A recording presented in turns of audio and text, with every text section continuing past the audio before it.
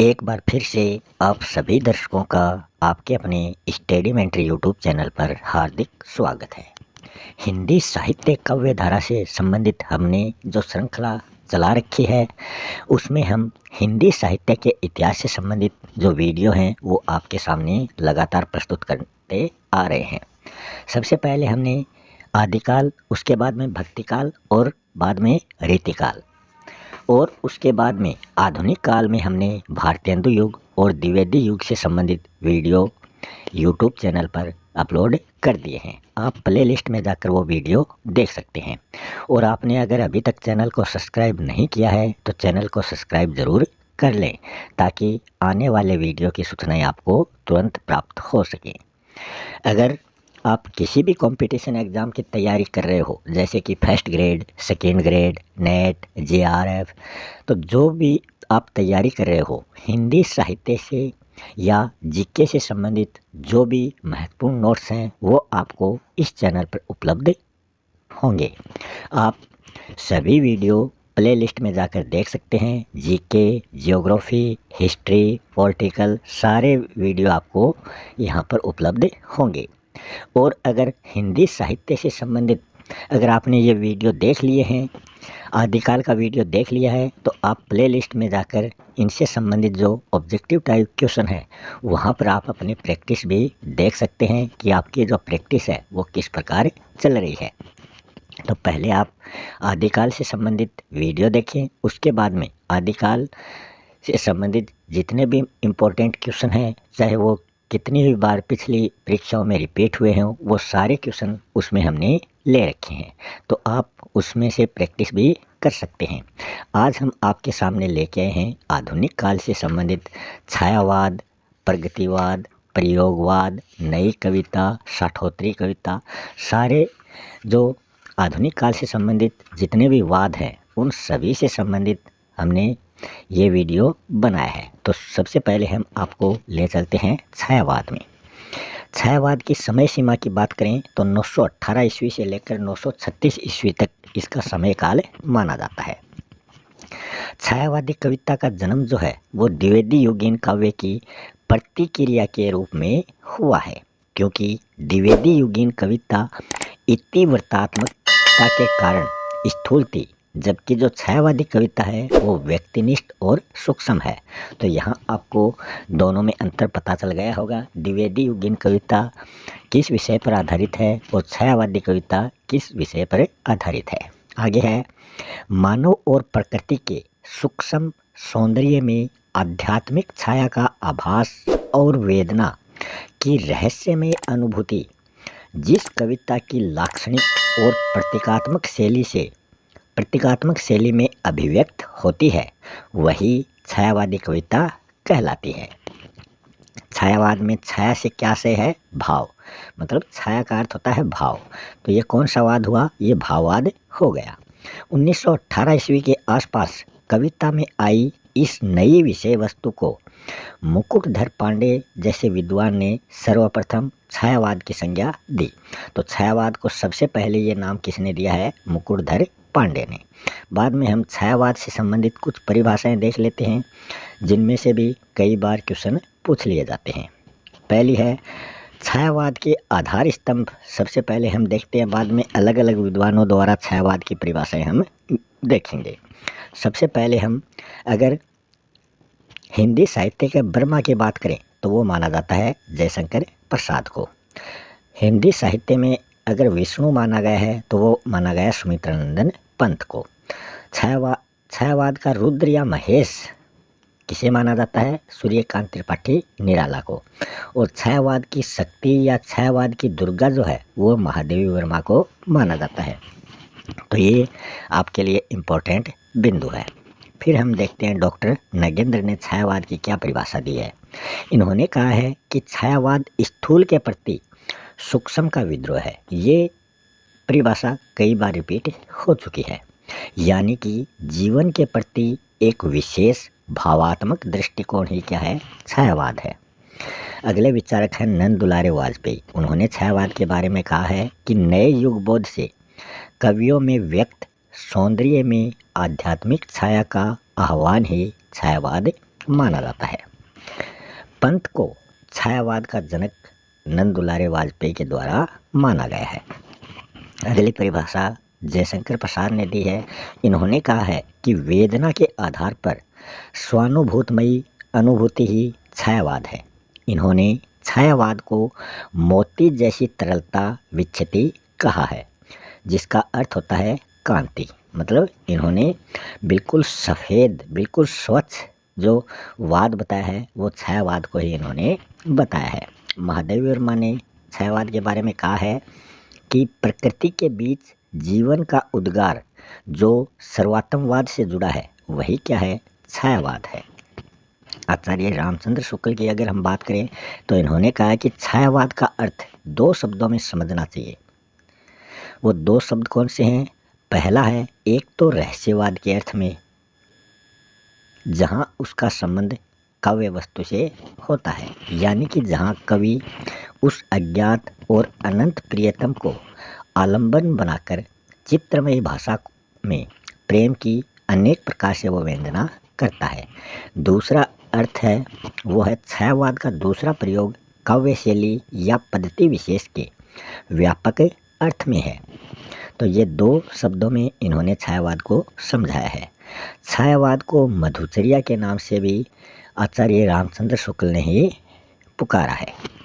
फिर आचार्य रामचंद्र शुक्ल छायावादी कविता को चित्रभाषा शैली भी कहते हैं। तो चित्रभाषा शैली किसने कहा छायावाद को? वो भी आचार्य रामचंद्र शुक्ल ने। और ईसाई संतों फैंटेस्माटा मतलब छायाभास शब्द को इन्होंने सर्वप्रथम जोड़ा है। फिर आचार्य रामचंद्र शुक्ल छायावाद को हिंदी में रविंद्रनाथ टैगोर के प्रभाव से आया हुआ मानते हैं। मुकुटधर पांडे ने छायावाद के बारे में कहा है कि नई शैली के भाव नहीं बल्कि भावों की छाया को पकड़कर हृदयंगम करने में पाठकों को कठिनाई होती है और यह कठिनाई ही छायावाद उन्होंने मानी है। अगली परिभाषा मतलब छायावाद के नामकरण का सबसे पहले प्रयोग किसने किया है, ऐसा क्वेश्चन भी पूछ लिया जाता है, तो वो है मुकुटधर पांडे। आचार्य रामचंद्र शुक्ल ने छायावाद का प्रवर्तक किसे माना है? ये भी मुकुटधर पांडे को इन्होंने माना है। तो ये बिंदु आपके लिए बहुत ही इम्पोर्टेंट है। सूक्ष्म सौंदर्य की व्यक्तिक अनुभूतियों का काव्यात्मक रूपांतरण ही छायावाद है।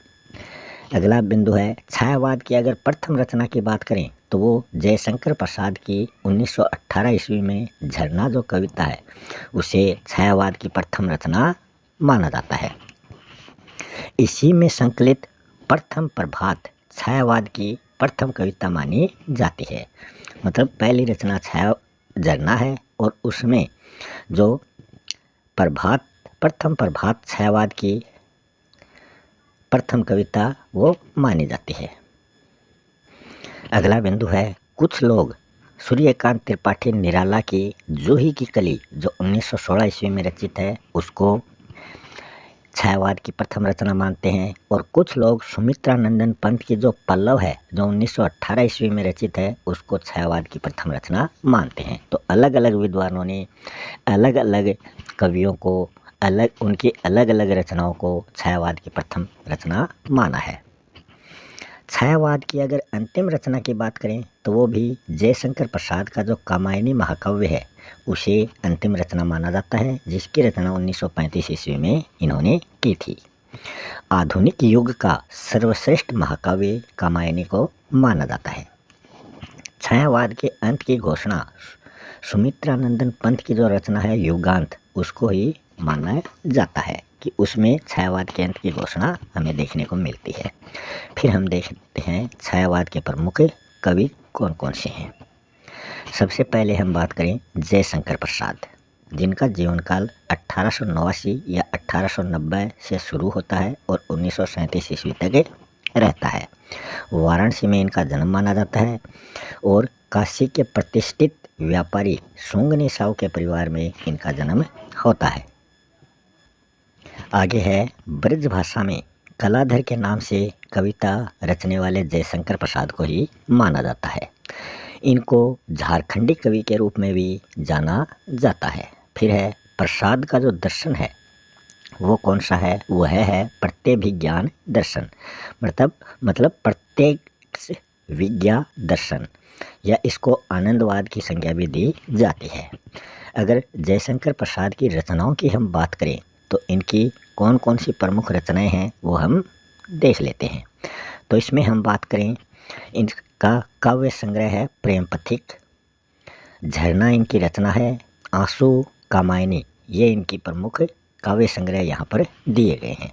झरना की बात हमने कर ली, जिसे प्रथम छायावादी रचना माना जाता है। इनके नाटकों की हम बात करें तो नाटकों का नाम है अजातशत्रु, स्कंदगुप्त, चंद्रगुप्त, राज्यश्री और ध्रुव स्वामिनी, ये इनके प्रमुख नाटक हैं। इनकी जो आंसू रचना है वो एक गीति काव्य माना जाता है, जिसकी रचना 1925 ईस्वी में की गई थी। यह जो आंसू रचना है ये मुक्तक शैली में रचित विरह काव्य है, जिसके द्वितीय संस्करण में 64 छंद जोड़े गए हैं। अगली इनकी रचना है लहर, जो 1933 ईस्वी में रचित है। ये भी एक प्रकार का गीति काव्य है। इसकी प्रमुख पंक्ति जो प्रसिद्ध है वो है ले चल मुझे भुलावा देकर। अगली रचना उर्वशी है, जो 1909 ईस्वी में रचित है।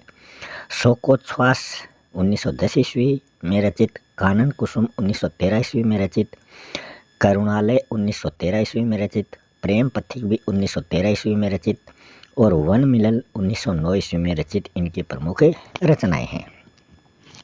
कामायनी जो इनका महाकाव्य है, जिसे छायावाद की अंतिम रचना मानी जाती है, 1935 ईस्वी में इसकी रचना की गई थी।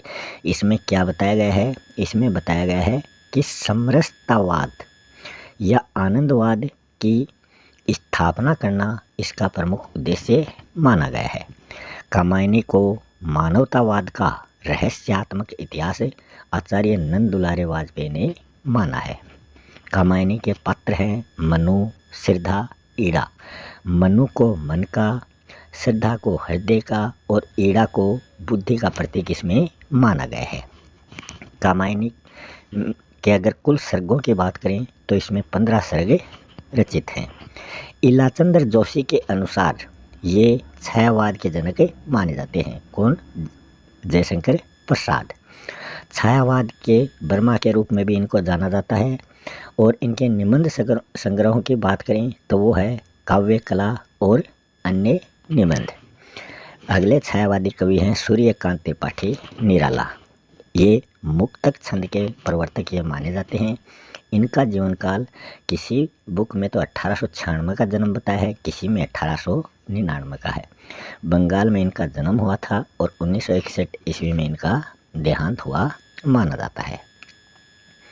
छायावाद के विद्रोही कवि के रूप में ये जाने जाते हैं और इनको छायावाद का कबीर भी कहा जाता है।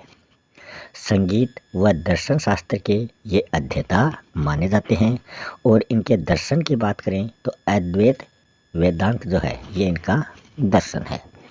ओज और औदात्य के कवि की बात करें तो वो भी निराला जी हैं। इनके निबंध या आलोचना की बात करें तो वो हैं प्रबंध पदम, प्रतिभा, पंत और पल्लव, चाबुक, ये इनके निबंध संग्रह और इनकी आलोचनाएं हैं। इनके उपन्यासों की बात करें तो वो हैं काले कारनामे, अप्सरा, अलका, निरूपमा और प्रभावरी, ये इनके प्रमुख उपन्यास हैं। निराला से बढ़कर स्वच्छंदतावादी कवि हिंदी में कोई दूसरा नहीं हुआ है, ये बात कहने वाले हैं आचार्य हजारी प्रसाद द्विवेदी। निराला जी को जो निराला नाम मिला है वह मतवाला पत्रिका की देन माना जाता है। कलकत्ता से इन्होंने मतवाला और समन्वय पत्रों का संपादन किया है। मतवाला 1923-24 में और समन्वय 1922 ईस्वी में संपादित प्रमुख समाचार पत्र हैं। आगे हम बात करें तो निराला को छायावाद, प्रगतिवाद और प्रयोगवाद का पथ प्रदर्शक भी कहा जाता है। निराला जी के गुरु की बात करें तो वो स्वामी विवेकानंद हैं। निराला जी की रचनाएं हैं जूही की कली 1916 ईस्वी में रचित प्रथम रचना है, अनामिका 1923, परिमल 1939 और जो गीतिका है ये 1936 ईस्वी में रचित इनकी रचना है। तुलसीदास रचना 1938 ईस्वी में रचित है, जिसमें भारतीय परंपरा के गौरवशाली मूल्यों की स्थापना जिसमें हमें देखने को मिलती है। राम की शक्ति पूजा 1936 ईस्वी में रचित रचना है, जो छायावाद का शक्ति काव्य ये कहलाता है। इसमें ये जो राम की शक्ति पूजा रचना है ये बंगाल की जो कृतिवासी रामायण है उसका प्रभाव इस रचना पर हमें देखने को मिलता है। छायावादी कवियों में निराला जी को कठिन काव्य का प्रेत भी माना जाता है। सरोज स्मृति 1938 ईस्वी में रचित इनकी रचना है, जिसे हिंदी का प्रथम शोक गीत भी माना जाता है। हिंदी का प्रथम अगर शोक उपन्यास की बात करें तो वो है मंजू सीमा, जो शिव मंगल सिंह सुमन द्वारा रचित है। तो प्रथम शोक गीत सरोज स्मृति और प्रथम शोक उपन्यास मंजू सीमा। छायावादी युग का रुद्र या महेश जो है वो भी निराला को ही माना जाता है। निराला रचनावली जो है वो 8 खंडों में प्रकाशित मानी जाती है। निराला जी की प्रगतिवादी रचनाओं की अगर हम बात करें तो वो हैं कुकुरमुत्ता, बादल राग, वह तोड़ती पत्थर, भिक्षुक और विधवा। ये प्रगतिवादी इनकी रचनाएं हैं। शेष रचनाएं जो इनकी छायावादी हैं उनकी बात हमने पहले कर ली है। अगले जो प्रमुख कवि है छायावादी वो हैं सुमित्रा नंदन पंत, जिनका जीवनकाल 1900 ईस्वी से 1977 ईस्वी माना जाता है। जन्म अल्मोड़ा उत्तरांचल में होता है और इनको छायावाद का विष्णु भी कहा जाता है। इनके दर्शन की बात करें तो अरविंद दर्शन का इन पर प्रभाव है और इनको प्रकृति के सुकुमार कवि के रूप में भी इनको जाना जाता है। कुछ इतिहासकार पंत जी को रावणार्जुन भी कहते हैं। रावण अर्जुन इसका संधि विच्छेद हो जाएगा और यह दीर्घ स्वर संधि है। आचार्य नंद दुलारे वाजपेयी ने पंत को छायावाद का जनक माना है। तो पंत को छायावाद का जनक किसने कहा है, ये क्वेश्चन भी कई बार पूछा जाता है। पंत की छायावादी रचनाएं कौन कौन सी हैं? उच्छ्वास 1920 ईस्वी में रचित इनकी प्रथम छायावादी रचना मानी जाती है। ग्रंथि 1920 ईस्वी में, वीणा 1927 ईस्वी में, पल्लव 1928 ईस्वी में, जिसे छायावाद का घोषणा पत्र के नाम से भी जाना जाता है। गुंजन 1932 ईस्वी में रचित अंतिम छायावादी रचना मानी जाती है, जिसमें नौका विहार कविता वर्णित है। तो ये इनकी छायावादी रचनाएं हैं। इनकी प्रकृतिवादी रचनाओं की हम बात करें तो वो हैं युगांत 1937 ईस्वी में रचित, जिसमें ताज कविता संकलित है। पंत ने छायावाद के अंत की घोषणा जो है वो युगांत रचना के माध्यम से की है। युगवाणी 1939 ईस्वी में और ग्राम्या 1940 ईस्वी में रचित इनकी रचनाएं हैं। पंत जी की अरविंद दर्शन से प्रभावित जो रचनाएं हैं उनकी हम चर्चा करें तो उनमें स्वर्ण किरण, स्वर्णधुली, उत्तरा, कला और बूढ़ा चांद, वाणी, रश्मिबंध, ये इनकी अरविंद दर्शन से प्रभावित रचनाएं हैं। कला और बूढ़ा चांद पर पंत जी को साहित्य अकादमी पुरस्कार भी प्राप्त हुआ था। इनकी अगर पंत की मानवतावादी रचनाओं की हम बात करें तो इनकी मानवतावादी रचनाएं हैं लोकायतन, जो एक प्रकार का महाकाव्य है जिस पर इनको सोवियत भूमि पुरस्कार मिला था। चिदम्बरा इनकी मानवतावादी रचना है जिस पर इनको 1968 ईस्वी में ज्ञानपीठ पुरस्कार मिला था। शशि की तरी, पतझर, गीत हंस, शंख ध्वनि, पो फटने से पहले, ये इनकी मानवतावादी रचनाएं हैं। अगर पंत जी के काव्य नाटकों की हम बात करें तो वो है रजत शिखर, शिल्पी, मधुवन, अंतिमा, युग पुरुष, छाया, ज्योत्सना, सत्यकाम। ज्योत्सना शुद्ध अशुद्धि में कई बार पूछा जा चुका है। फिर आगे है छायावादी जो कवित्री है महादेवी वर्मा, उनका जीवनकाल 1907 ईस्वी से 1987 ईस्वी माना जाता है। जन्म फर्रुखाबाद उत्तर प्रदेश में होता है और इन पर गांधी और बौद्ध दर्शन का प्रभाव हमें देखने को मिलता है। एकमात्र छायावादी आधार स्तंभ विदुषी ये मानी जाती हैं, मतलब एकमात्र ये महिला हैं जो छायावादी के आधार स्तंभ में गिनी जाते हैं। इनको आधुनिक युग के मीरा भी कहा जाता है। अगर इनके दर्शन की बात करें तो वो है सर्वोत्तमवाद, मतलब बौद्ध करुणा। इनकी कविता के प्रतीक हैं बादल और दीपक। इनके निबंध संग्रह की हम बात करें तो उनमें है आपदा, भारतीय संस्कृति के स्वर और श्रृंखला की कड़ियाँ। श्रृंखला की कड़ियाँ जो निबंध संग्रह है वो स्त्री विमर्श की, जो इनकी स्त्री विमर्श से संबंधित प्रस्तावना जो है वो इसमें हमें देखने को मिलती है। इनकी रचनाओं की बात करें तो इनकी प्रारंभिक रचनाएं जो हैं वो स्त्री दर्पण में प्रकाशित होती थी। प्रयाग महिला विद्यापीठ साहित्यकार संसद से ये जुड़ी थी। और इनकी रचनाओं की बात करें, निहार 1923 ईस्वी में रचित, रश्मि 1932 ईस्वी में रचित, नीरजा 1935 ईस्वी में रचित, जिन इस पर इनको शेक्सपियर पुरस्कार प्राप्त हुआ था। सांध्य गीत 1936 में रचित इनकी रचनाएं हैं। इन चारों रचनाओं का संकलन इन्होंने यामा नाम से 1940 ईस्वी में किया था। इस यामा रचना पर ही इनको 1983 में ज्ञानपीठ पुरस्कार प्राप्त हुआ था। हिंदी में ज्ञानपीठ पुरस्कार प्राप्त करने वाली प्रथम महिला की अगर हम बात करें तो वो कौन है? महादेवी वर्मा है। महादेवी वर्मा ने चांद पत्रिका का भी संपादन किया था। महादेवी वर्मा के काव्य संग्रहों की बात करें तो उनमें है दीपशिखा, निहार, यामा, नीरजा, ये इनके काव्य संग्रह हैं। संस्मरण की बात करें तो स्मृति की रेखाएं, मेरा परिवार, ये इनके प्रमुख संस्मरण हैं। और रेखा चित्र की बात करें तो अतीत के चलचित्र, पथ के साथी और क्षणवाद, ये महादेवी वर्मा के प्रमुख रेखा चित्र माने जाते हैं। अगले जो छायावादी कवि हैं उनमें नाम आता है रामकुमार वर्मा का, जिनका जीवनकाल 1905 से 1990 ईस्वी माना जाता है।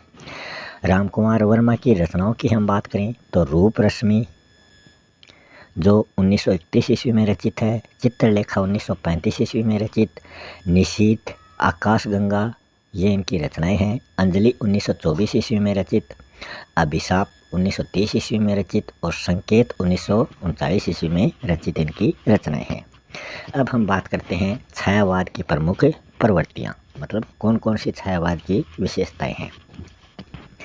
पहली है व्यक्तिक अनुभवों का सूक्ष्म चित्रण, दूसरी है सौंदर्य और श्रृंगार का निरूपण, तीसरी है नारी भावना और प्रकृति चित्रण, चौथी है दुख और वेदना की अभिव्यक्ति, पांचवी है रहस्यात्मकता, छठी है अतीत का गुणगान, सातवीं है राष्ट्र प्रेम की अभिव्यक्ति, आठवीं है मानवतावाद, नौवीं है मुक्त छंदों का प्रयोग जो निराला ने अपनी रचनाओं में किया है, 10वीं है खड़ी बोली के श्रेष्ठ कवि व काव्य।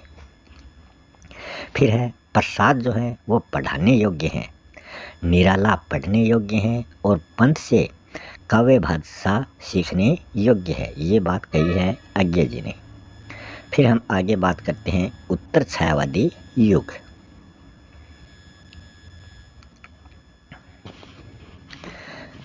उत्तर छायावादी युग में हम बात करें तो इसमें राष्ट्रीय सांस्कृतिक चिंतन धारा हमें देखने को मिलती है और पढ़ने मूलक वैयक्तिक काव्य धारा, ये इसके उत्तर छायावादी युग के दो भेद दिखाए गए हैं।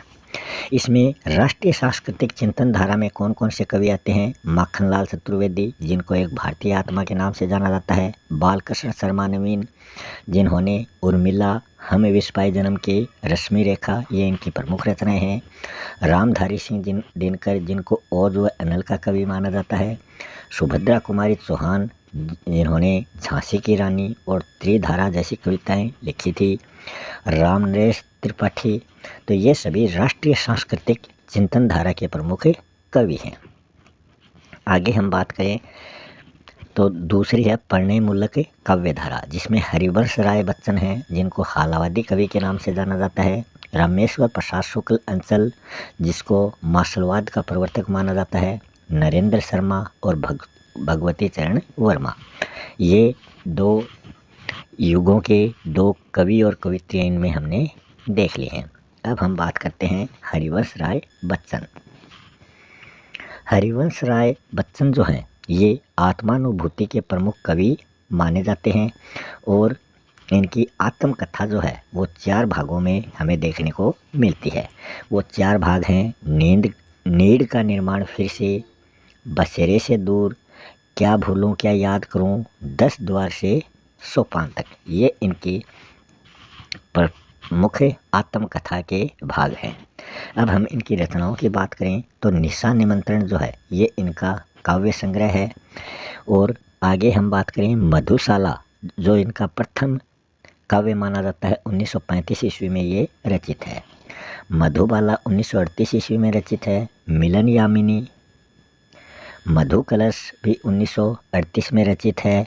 और आरती और अंगारे भी इनकी प्रमुख रचना है। अन्य रचनाओं में बात करें सतरंगिणी, नए पुराने झरोखे, सूत की माला, त्रिभंगिमा, परिणय पत्रिका और टूटी फूटी कड़ियाँ, तो ये सभी हरिवंश राय बच्चन की प्रमुख रचनाएं हैं। फिर हम बात करते हैं पंत और बच्चन की संयुक्त जो कविता है, दोनों ने मिलकर जिस कविता की रचना की थी उसका नाम है खादी के फूल। इसमें कवि व्यक्तिगता की परिधि को त्याग कर समाज व राष्ट्र से इसमें जुड़ता है। फिर अगले कवि की हम बात करें तो वो है माखनलाल चतुर्वेदी। माखनलाल चतुर्वेदी की पुष्प की अभिलाषा, कैदी और कोकिला, हिम तरंगिणी, हिम किरीटिनी, सखी वे मुझसे कहकर जाते, ये इनकी प्रमुख पंक्ति है। तो ये माखनलाल चतुर्वेदी की प्रमुख रचनाएं हैं। फिर हम हरिवंश राय बच्चन से संबंधित कुछ और बिंदु देख लेते हैं, जिनमें उमर खयाम जो एक फारसी कवि हैं, उनका मस्तानापन जो है वो हरिवंश राय बच्चन ने मधुशाला में भावानुवाद उसका किया है। दो चट्टानें काव्य संग्रह पर 1968 ईस्वी में बच्चन जी को साहित्य अकादमी पुरस्कार मिला था। बच्चन ग्रंथावली जो है वो 10 खंडों में प्रकाशित प्रमुख रचना मानी जाती है। तो यहाँ हमने इन कवियों की प्रमुख रचनाओं के बारे में देखा है, तो आप इनको ध्यान से देखें, समझें और पढ़ें। अब हम बात करेंगे प्रगतिवाद की, जिसकी समय सीमा 1936 ईस्वी से 1943 ईस्वी मानी जाती है। इनके प्रवर्तक की बात करें तो इनका प्रवर्तक है सुमित्रानंदन पंत, जिनकी प्रगतिवादी रचना जो है वो है युगांत 1936 ईस्वी में रचित। मार्क्सवादी विचारधारा का काव्यात्मक रूपांतरण जो है वही प्रगतिवाद माना जाता है। अगला बिंदु है अंतर्राष्ट्रीय स्तर पर प्रगतिशील लेखक संघ की स्थापना करने वाले थे E.M. होस्टर। इन्होंने पेरिस में 1935 ईस्वी में प्रगतिशील लेखक संघ की स्थापना की थी। कहीं पर इनका नाम E.M. फोरेस्टर भी आता है। प्रगतिशील लेखक संघ 1936 ईस्वी में लखनऊ में आयोजित हुआ था, जिसमें भारत के सज्जाद जहीर और मुल्कराज आनंद ने भाग लिया था। इसकी अध्यक्षता प्रेमचंद के द्वारा की गई थी। तो ये क्वेश्चन भी RPSC में पूछा जा चुका है। फिर हम बात करें प्रगतिवाद के प्रमुख कवियों की, उसमें हम सबसे पहले देखते हैं रांगे राघव, फिर है त्रिलोचन, फिर है केदारनाथ, फिर है शिवमंगल सिंह सुमन, नागार्जुन, पंत, निराला। तो इनकी ये एक ट्रिक है, रात्रि के सिनापनी, रात्रि कैसी नापनी, ऐसे भी आप इसको याद रख सकते हैं। सभी का हमने एक एक अक्षर लिया है और ये प्रमुख प्रगतिवादी कवि हैं। पंत की बात करें तो इनकी युगांत, युगवाणी, ग्राम्य रचना प्रगतिवादी है। निराला की प्रगतिवादी रचनाओं में कुक्कुरमुत्ता, भिक्षुक, विधवा, बादल राग, वह तोड़ती पत्थर, जो हमने पहले भी बात कर ली है। नागार्जुन का जीवन काल 1911 से 1998 ईस्वी माना जाता है। नागार्जुन के मूल नाम की बात करें तो ये मूल नाम से संबंधित कई बार क्वेश्चन पूछा जा चुका है। इनका मूल नाम है वैद्यनाथ मिश्र। इनके उपनाम भी हैं, वो हैं बाबा और ढक्कन। इनको आधुनिक कबीर के नाम से भी जाना जाता है। मैथिली भाषा में यात्री नाम से कविता नागार्जुन लिखते थे और बौद्ध धर्म में दीक्षा लेने के बाद में इनका नाम नागार्जुन पड़ा था। पहले इनका नाम नागार्जुन नहीं था। बौद्ध धर्म में दीक्षा लेने के बाद ये नागार्जुन कहलाए। अगला बिंदु है दीपक नामक पत्रिका का इन्होंने संपादन किया था।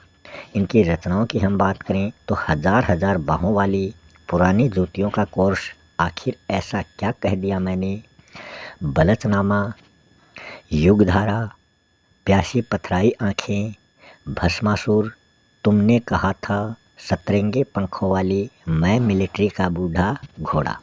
तो यहाँ हम बात करें हजार हजार बाहों वाली 1981 में रचित, बलचनामा 1952 ईस्वी में रचित, युगधारा 1953 ईस्वी में रचित और प्यासी पथराई आँखें 1962 ईस्वी में रचित, तुमने कहा था 1980 ईस्वी में रचित, सतरंगे पंखों वाली 1953 ईस्वी में रचित, 1959 ईस्वी में रचित। ये इनकी रचनाएं हैं। फिर हम अगले कवि की बात करते हैं, वो है त्रिलोचन, जिनका जीवन काल हम बात करें 1917 ईस्वी से 2007 ईस्वी माना जाता है। सोनेट पाश्चात्य छंद में इनके द्वारा काव्य रचना की गई। सोनेट छंद के ये प्रमुख प्रवर्तक माने जाते हैं। इनके भी अगर हम मूल नाम की बात करें तो वासुदेव सिंह जो है वो त्रिलोचन का मूल नाम माना जाता है। त्रिलोचन की प्रमुख रचनाओं में बात करें तो मैं उस जनपद का कवि हूँ 1981 ईस्वी में रचित, धरती 1945 ईस्वी में रचित, ताप के ताए हुए दिन 1980 ईस्वी में रचित, गुलाब और बुलबुल 1956 ईस्वी में रचित, मैं तुम्हें सौंपता हूँ 1985 ईस्वी में रचित इनकी प्रमुख रचनाएं हैं। अगले कवि हैं केदारनाथ अग्रवाल, जीवन काल है 1911 से 2000 ईस्वी। इनकी रचनाओं की हम बात करें, ये पैसे से क्या थे, वकील थे। इनकी प्रमुख रचनाएं हैं नींद के बादल 1947 ईस्वी में रचित, फूल नहीं रंग बोलते हैं 1965 ईस्वी में रचित, आग का आईना 1917 ईस्वी में रचित, लोक और अलोक 1957 में रचित, युग की गंगा 1947 में रचित, हे मेरी तुम 1981 में रचित इनकी प्रमुख रचनाएं हैं। और रचनाओं की बात करें, अपूर्व 1984 ईस्वी में रचित रचना है, जिस पर 1986 में इनको साहित्य अकादमी पुरस्कार मिला था। अगले प्रगतिवादी कवि हैं रांगे राघव। रांगे राघव का मूल नाम अगर हम बात करें तो वो है त्रयंबक वीर राघवाचार्य। इनकी रचनाएं हैं मेधावी, पांचाली, राह के दीपक, अजय खंडहर। अगले कवि हैं शिवमंगल सिंह सुमन, जीवनकाल 1915 से 2002 है और ये कार्ल मार्क्स की नीतियों के प्रबल समर्थक माने जाते हैं। इनकी रचनाओं की बात करें तो मिट्टी की बारात 1932 ईस्वी में रचित है, जिन पर इनको 1974 ईस्वी में साहित्य अकादमी पुरस्कार मिला था। और मिट्टी की बारात जो है इसे विश्व का दूसरा बड़ा शोकगीत माना जाता है। पहला शोकगीत जो है वो निराला की सरोज स्मृति कविता को माना जाता है। हिल्लोल रचना 1939 ईस्वी में रचित है, जो प्रणय अनुभूति के चित्र उसमें हमें देखने को मिलते हैं। प्रलय सृजन 1950 ईस्वी में रचित, जीवन के गान 1942 ईस्वी में रचित, एशिया जाग उठा है, युग का मोल 1945 ईस्वी में रचित शिवमंगल सिंह सुमन की प्रमुख रचनाएं हैं। फिर हम बात करते हैं प्रगतिवाद की मुख्य प्रवृत्तियां या विशेषताएं कौन कौन सी हैं। शोषक शोषित की अवधारणा, शोषक के प्रति घृणा और शोषित के प्रति सहानुभूति, सामाजिक यथार्थ का चित्रण, साम्यवादी व्यवस्था का यशोगान, क्रांति का आह्वान, नवनिर्माण की लालसा में, नारी स्वतंत्रता का स्वर, यथार्थवाद, धर्म व ईश्वर के प्रति अनास्था, विश्व बंधुत्व की भावना मतलब मानवतावाद, मानव मूल्यों की स्थापना, सशक्त कला पक्ष, ये इनकी प्रमुख प्रवृत्तियां हैं। फिर हम बात करते हैं प्रगतिवाद के पतन के प्रमुख कारण कौन कौन से हैं। पहला है कवि मार्क्सवादी विचारधारा की अभिव्यक्ति का माध्यम बनकर रह गए। दूसरा है विषयों की विविधता, अभिव्यक्त नहीं कर सके, यानी कि कवि जो है वो स्वातंत्र्य की समाप्ति इसमें मानी गई है। फिर है कला पक्ष की इसमें उपेक्षा हमें देखने को मिलती है। तो इसी के साथ ये प्रगतिवाद यहाँ समाप्त हो चुका है। अब हम चलते हैं प्रयोगवाद की ओर। प्रयोगवाद की अगर समय सीमा की बात करें तो वो 1943 ईस्वी से 1953 ईस्वी माना जाता है। प्रयोगवाद के प्रवर्तक हैं सच्चिदानंद हीरानंद वात्स्यायन अज्ञे, जिन्होंने प्रतीक पत्रिका से प्रयोगवाद की शुरुआत मानी है। अगला बिंदु है प्रयोगवाद नाम का सबसे पहले नंद दुलारे वाजपेयी द्वारा यूज में मतलब प्रयोग में ये नाम लिया गया, जबकि प्रयोगवाद शब्द का सबसे पहले प्रयोग किसने किया था? डॉक्टर जगदीश चंद्र गुप्त ने।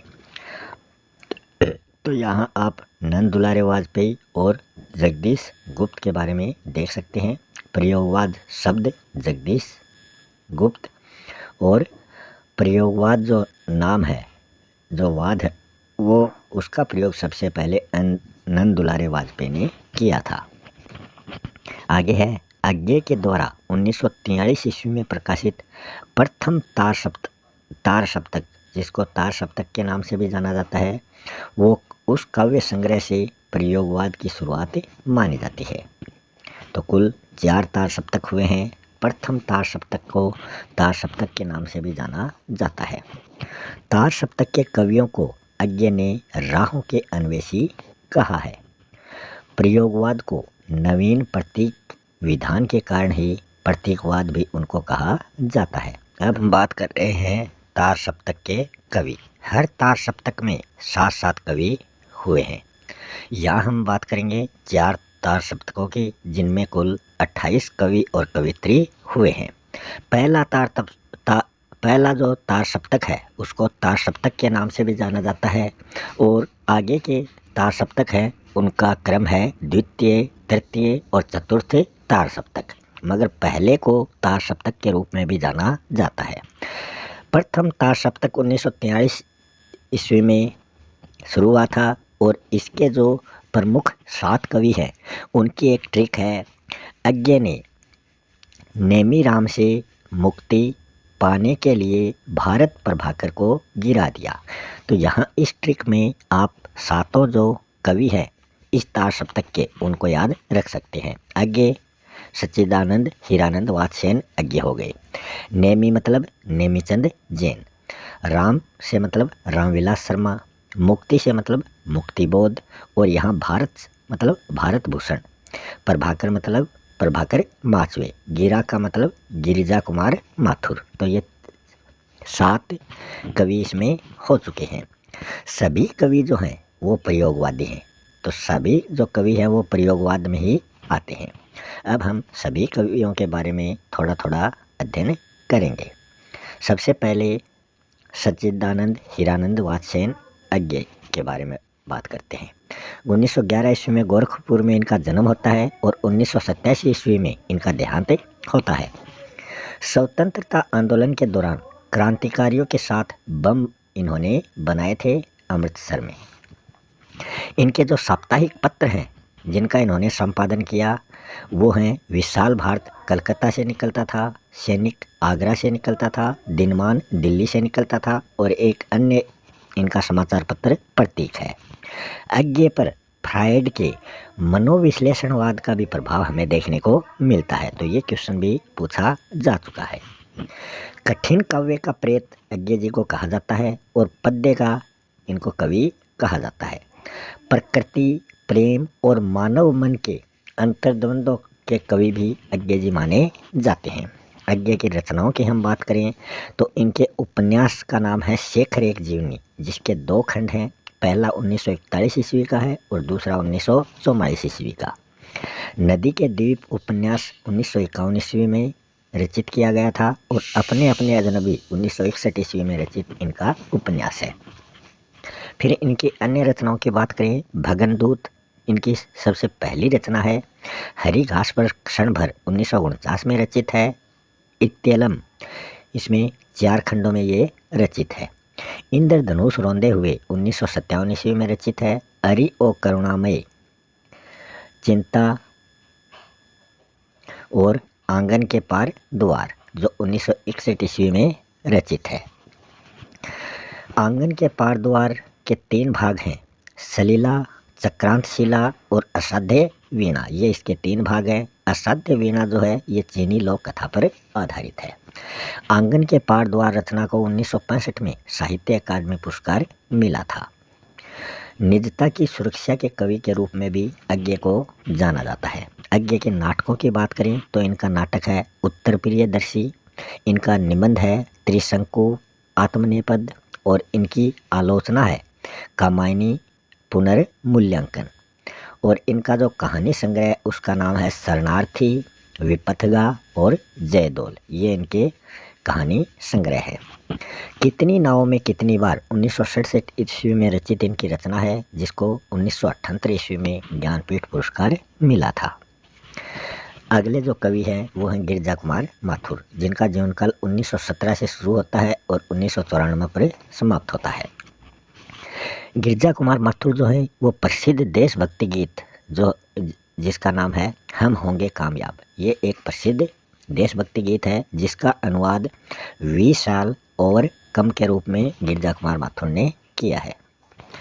रोमानी मिजाज के कवि भी माथुर जी माने जाते हैं। इनकी रचनाओं की हम बात करें तो छाया मत छूना, नाश और निर्माण, धूप के धान, शीलापंख चमकीले, मंजीर, ये इनकी प्रमुख रचनाएं हैं।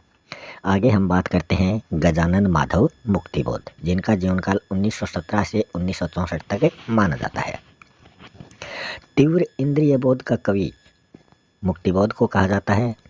इनकी रचित रचनाओं को स्वाधीन भारत का इस्पाती ढांचा नाम से पुकारा जाता है।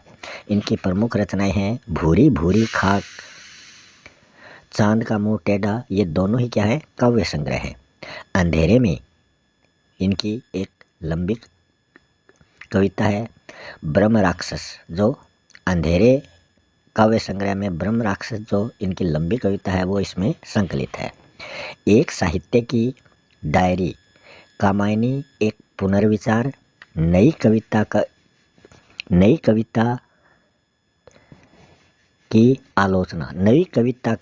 की आलोचना और आत्मसंघर्ष, नए साहित्य का सौंदर्य शास्त्र, ये इनकी प्रमुख रचनाएं हैं।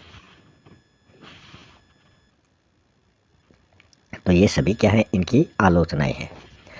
फिर हम बात करें कठिन समय का कठिन कवि, फैटेंसी कवि, मुक्तिबोध रचनावली 6 भागों में प्रकाशित है। इनकी मुक्तिबोध रचनावली 6 भागों में प्रकाशित है और इनको कठिन समय का कवि भी कहा जाता है, इनको फैटेंसी का कवि भी कहा जाता है।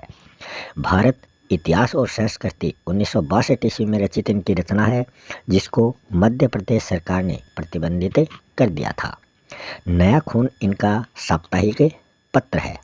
अगले कवि की हम बात करें तो वो हैं भारत भूषण, उससे पहले है प्रभाकर माचवे। 1917 से जीवनकाल शुरू होता है, 1991 पर इनका जीवनकाल ठहर जाता है। इनकी रचनाएं हैं जहाँ शब्द है, तेल की पकौड़ियाँ, सौपन भंग, मेमल और अनुक्षण, ये इनकी प्रमुख रचनाएं हैं। अगले कवि हैं भारत भूषण, जिनका जीवनकाल 1919 से 1975 माना जाता है। इनकी रचनाएं हैं छवि के बंधन, जागते रहो, मुक्ति मार्ग, कागज के फूल, उतना वह सूरज है। अगले कवि हैं नेमीचंद्र जैन, जिनकी रचना है रंग दर्शन, बदलते परिप्रेक्ष्य, एकांत। अगले कवि हैं रामविलास शर्मा, जिनका जीवनकाल 1912 से 2000 ईस्वी तक माना जाता है। इनकी रचनाओं की बात करें तो उनमें है रूप तरंग, निराला की साहित्य साधना, प्रेमचंद व उनका युग, भाषा और समाज। फिर इनके बारे में एक पंक्ति है, ये प्रख्यात प्रगतिवादी समीक्षक माने जाते हैं, हंस पत्रिका के ये संपादक रहे हैं और प्रगतिशील लेखक संघ में ये मंत्री के रूप में रहे हैं।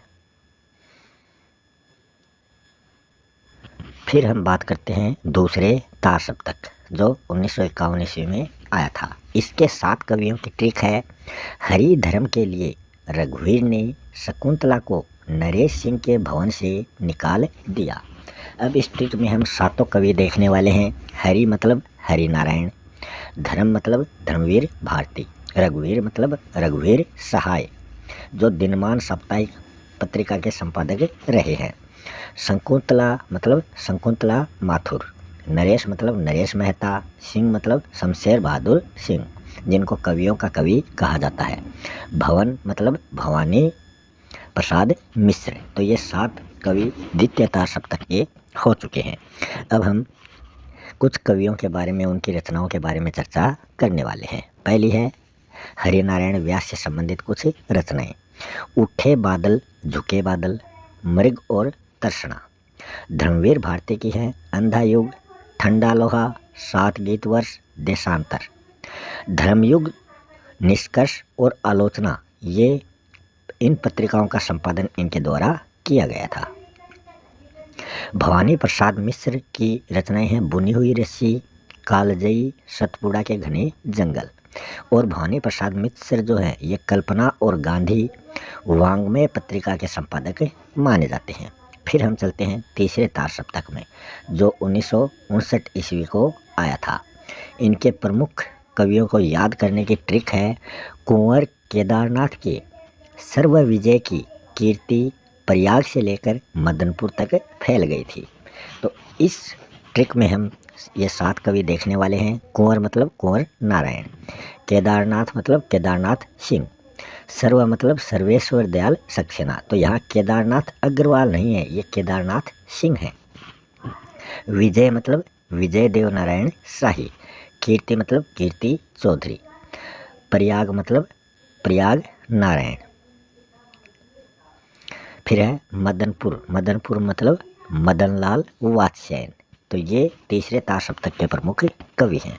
तो क्वेश्चन ऐसा कई बार पूछा जा चुका है, कौन सा द्वितीय तार सप्तक का या तृतीय तार सप्तक का कवि नहीं है। तो ये ट्रिक आपके लिए बहुत ही उपयोगी साबित होगी। फिर चौथा जो अंतिम तार सप्तक है वो 1979 ईस्वी में आया था। इसके 7 कवियों को याद करने की ट्रिक है, अवध के राजकुमार श्री राम ने राजेंद्र नंद किशोर को सुमन के साथ स्वदेश भेज दिया। तो ये 7 कवि हैं। अवध मतलब अवधेश कुमार, राजकुमार कुंभन, श्री राम वर्मा, राजेंद्र किशोर और नंद किशोर, और सुमन राजे स्वदेश भारती। तो ये 7 कवि यहाँ हो चुके हैं। आप देख सकते हैं ये 7 कवि इस सप्तक में आ चुके हैं। फिर हम आगे बात करते हैं प्रयोगवादी काव्य की असफलता या फिर इसके पतन के कौन कौन से कारण हैं, वो हम देख लेते हैं। सबसे पहला कारण है लोक कल्याण की इसमें उपेक्षा की गई है। अत्यधिक दुरूहता इस वाद में हमें देखने को मिलती है। समाज निरपेक्षता भी यहाँ हमें मिली है। फिर हम बात करते हैं प्रयोगवादी काव्य या प्रयोगवाद की कौन कौन सी विशेषताएं हैं। पहली है निराशावाद व समाज से पलायन, फिर है साहस और जोखिम, फिर है भाषा की स्वच्छंदता, फिर है नवीन उपमानों का प्रयोग, फिर है बौद्धिकता व काव्य में भदेश चित्रण, फिर है वाद व विचारधारा का विरोध, फिर है घोर व्यक्तिकता और फिर है अति यथार्थवाद। तो ये विशेषताएं हो गई। अब हम कुछ तार सप्तक जो कवि हैं उनके बारे में, उनकी रचनाओं के बारे में भी आपको थोड़ा अवगत करा देते हैं। कुंवर नारायण, जिनका जीवनकाल 1927 से 2017 माना जाता है, इनको नागर संवेदना के कवि के रूप में जाना जाता है।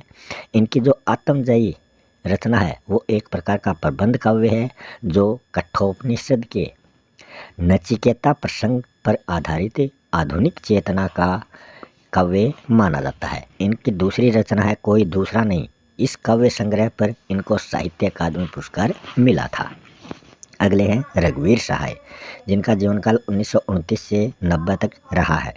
ये पेशे से पत्रकार थे और इनकी कृतियों की बात करें तो आत्महत्या के विरुद्ध हंसो हंसो जल्दी हंसो, सीढ़ियों पर धूप में, लोग भूल गए हैं, जिस पर इनको साहित्य अकादमी पुरस्कार भी मिला है। तो लोग भूल गए हैं पर इनको साहित्य अकादमी पुरस्कार मिला है। रघुवीर सहाय जो रचनावली है वो 6 खंडों में प्रकाशित मानी जाती है।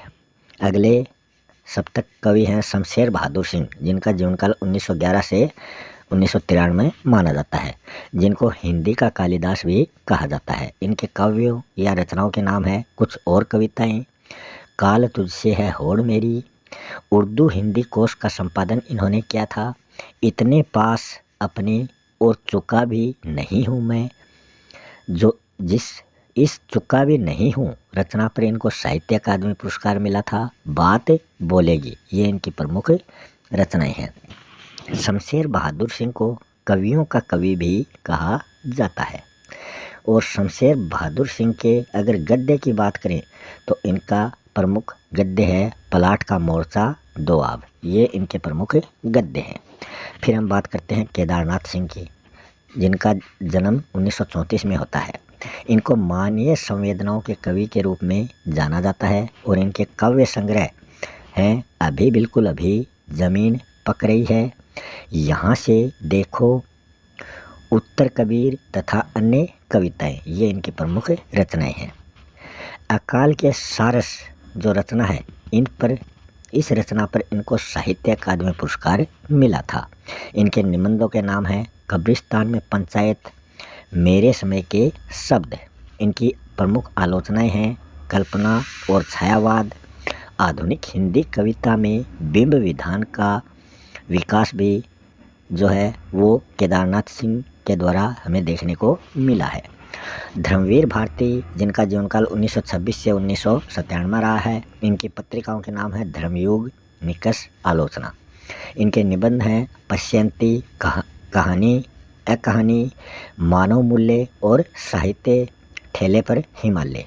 इनके एकांकी संग्रह हैं नदी प्यासी थी, सृष्टि का आखिरी आदमी, नीली झील। तो ये इनकी प्रमुख एकांकियाँ हैं। फिर हम बढ़ते हैं नई कविता या नवलेखन युग की ओर, जो 1953 से 1960 तक का काल इसके अंतर्गत आता है। नई कविता शब्द का सबसे पहले जो प्रयोग है वो इलाहाबाद रेडियो वार्ता से 1952 ईस्वी में अज्ञे जी के द्वारा किया गया था। नई कविता के प्रवर्तक जगदीश प्रसाद गुप्त को माना जाता है और इस काल से जुड़ी हुई पत्रिका जो है वो नई कविता 1954 ईस्वी में जगदीश प्रसाद गुप्त द्वारा संपादित है। दूसरे और तीसरे सप्तक के जो कवि हैं वो इसी नई कविता या नवलेखन युग की काव्य धारा के कवि वो माने जाते हैं। डॉक्टर रामविलास शर्मा और नामवर सिंह ने नई कविता को प्रयोगवाद का ही छद्म रूप माना है, जबकि नरेश मेहता ने इस आंदोलन को प्रयोगवाद से सर्वथा भिन्न माना है। फिर है गिरजा कुमार माथुर ने छायावाद के उपरांत लिखी गई जितनी भी रचनाएं हैं उन सभी को नई कविता के नाम से इन्होंने पुकारा है। तो हर बिंदु आपके लिए बहुत ही इम्पोर्टेंट है। अगर आपने अभी तक चैनल को सब्सक्राइब नहीं किया है तो कृपया करके चैनल को सब्सक्राइब ज़रूर कर लें। यहाँ पर आपको वही वीडियो मिलेंगे जो एग्ज़ाम की दृष्टि से आपके लिए लाभदायक हैं, जहाँ से आपसे क्वेश्चन पूछने की बहुत संभावना हो। फिर हम देखते हैं नई कविता की प्रमुख प्रवृत्तियाँ। इसमें है प्रगति और प्रयोगवाद की संतुलित व्याख्या, मानव साहित्य का मुख्य केंद्र, इसमें लघु मानव की प्रतिष्ठा पर बल दिया गया है, परंपरा का विरोध, आस्था अनास्था का द्वंद्व, अनुभूति की सच्चाई, सामयिक तनाव, मूल्यहीनता की स्थिति, लोक संपर्क का काव्य, क्षणवाद, राष्ट्रीय व अंतर्राष्ट्रीय घटनाओं का चित्रण, मध्यम वर्गीय मनुष्य की अनुभूतियाँ, जनभाषा का प्रयोग, लंबी कविताएं लिखना आदि इस नई कविता की प्रमुख प्रवृत्तियाँ मानी जाती हैं। फिर है प्रयोगवाद के प्रवर्तक अज्ञे ने नई कविता के भी ये पुरोधा कवि माने जाते हैं। अब हम बात करते हैं नई कविता के प्रमुख कवि और कौन कौन से कवि हैं। पहला है सर्वेश्वर दयाल सक्सेना, जिसका जीवनकाल 1927 से 1983 माना जाता है। इनकी रचनाएं हैं काठ की घंटियाँ, खूंटियों पर टंगे लोग, कुआनो नदी, गर्म हवाएं, जंगल का दर्द। इनका एक नाटक है जिसका नाम है बकरी। इनका एक कहानी संग्रह है जिनका नाम है लड़ाई। इनके प्रमुख उपन्यास हैं पागल कुत्तों का मसीहा, सोया हुआ जल। फिर हम बात करते हैं गजानन माधव मुक्तिबोध। फेटेंसी का प्रयोग कविता में सर्वप्रथम मुक्तिबोध के द्वारा ही किया जाता है। इनकी रचनाएं हैं चांद का मुंह टेढ़ा, ब्रह्म राक्षस, भूरी भूरी खाक धूल, अंधेरे में, ये इनकी रचनाएं हैं। फिर है धर्मवीर भारती जो धर्मयुग पत्रिका के संपादक रहे हैं। ठंडा लोहा, अंधा युग, कनुप्रिया, 7 गीत वर्ष, देशांतर, ये इनकी प्रमुख रचनाएं हैं। तो कुछ कवि जो है वो रिपीट हो रहे हैं, तो ये आपके लिए बहुत अच्छी बात है, ताकि आप आसानी से इनको याद रख सकें। फिर है गिरिजा कुमार माथुर, 1918 में जन्म, 1994 में देहांत। प्रसिद्ध गीत 20 साल ओवर कम का हिंदी अनुवाद होंगे कामयाब के रूप में किया है। इनकी रचनाएं धूप के धान, शिलापंख चमकीले, नाश और निर्माण, भीतरी नदी की यात्रा जो एक काव्य संग्रह है, और जन्म के दिन का नाटक है। तो कुछ रचनाएं जो हैं वो पहले नहीं बताई हैं, कुछ रचनाएं इनमें रिपीट हो चुकी हैं। अगले कवि हैं कुंवर नारायण, जिनकी पत्रिकाएं हैं युग चेतना, नया प्रतीक, आजकल। आत्मजयी इनकी कृति जो है वो कठोपनिषद के यम नचिकेता संवाद पर वो आधारित है। हम तुम, परिवेश, चक्रव्यूह जो इनका प्रथम काव्य माना जाता है, 1956 ईस्वी में रचित है। नरेश मेहता की बात करें तो इनकी रचनाएं वन पाखी सुनो, बोलने दो चिड़ को, तुम मेरा मौन हो, संशय की एक रात। संशय की एक रात कई बार क्वेश्चन के रूप में पूछी जा चुकी है कि ये रचना किसकी है। फिर है भवानी प्रसाद मिश्र, कल्पना पत्रिका का संपादन किया। सतपुड़ा के जंगल, बुनी हुई रस्सी, गीत फ्रोश, सन्नाटा, ये इनकी प्रमुख रचनाएं हैं। अब हम बात करेंगे साठोत्री कविता की, जो 1960 ईस्वी से अब तक मानी जाती है। साठोत्री कविता के अन्य नाम किसने क्या नाम दिया है वो हम नीचे देखेंगे।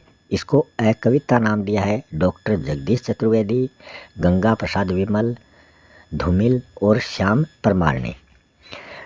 डॉक्टर जगदीश चतुर्वेदी की रचनाएं हैं इतिहास हंता, सूर्यपुत्र, डूबते इतिहास का गवाह, और धूमिल की रचनाएं हैं सड़क से संसद से सड़क तक, कल सुनना मुझे, रोटी और संसद, ये इनकी रचनाएं हैं। साठोत्री कविता को ताजी कविता नाम दिया है लक्ष्मीकांत वर्मा ने।